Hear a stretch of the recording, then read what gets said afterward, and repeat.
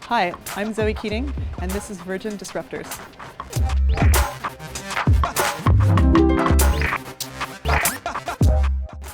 One reason why I decided to start releasing all of my financial data was that I realized very few people have any idea what it's like for an artist like me to make a living. How do I do it? So I was sort of seeing an increasing amount of information in the press, commentators, news stories, marketing materials from streaming companies that were saying artists are no longer making money from selling music. They're making music money from these other sources. And I thought, well, wait a minute. I actually make more than half my living from selling music, like selling actual music, whether it's CDs or downloads. I just decided to start talking about it. And I was hoping that other artists would jump in and they would also start posting their revenue numbers. I've been trying to do it every 6 months, but other artists haven't really done it. I think there's still a lot of shame, especially in America. You are your paycheck, and I think that if artists are not making a lot of money, they feel like that means they're not successful, and they all want to seem as the more successful than they really are. And so there's a lot of baggage around the money that I just don't feel. I feel like the money part of it is some sort of game that is sort of fun to play. So I have a very kind of distanced view from that. I think it's good. I do think that there are some unintended consequences of that, which is that music can seem kind of valueless. It's sort of this musical wallpaper. You can just find anything at any time. It's right there at your fingertips. So the streaming services have kind of taken it away from the artists themselves. I think that it's hard sometimes to know like who is creating something, or there's no person there. I think I'm sort of stuck on the thing of trying to connect myself back to the listener. I feel a little bit like I want the infrastructure that channels money from listeners to me to be kind of invisible. I want it to be really natural, because most people who listen to music are not going to be thinking about, oh, I should pay for this. I think that's true for pretty much everything that we consume. Why do you want to pay for anything?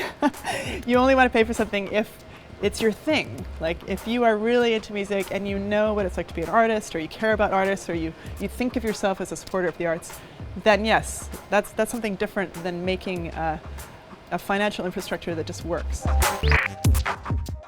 The decrease in sound quality. I'm an audiophile, I'm a cellist, I'm a classically trained musician. I love sound.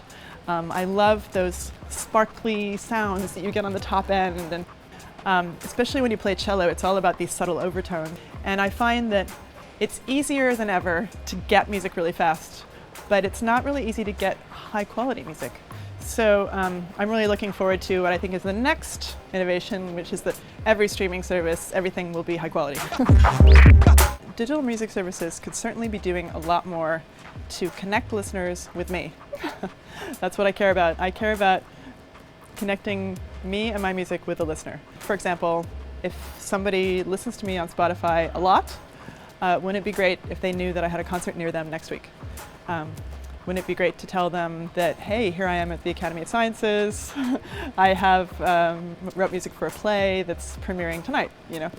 I don't get any data from a streaming service. Maybe because I'm small, maybe record labels do, but me as an individual artist with no record label, I don't get anything from them other than a tiny payment, which really, in the grand scheme of things, is kind of useless. The money isn't worth that much to me.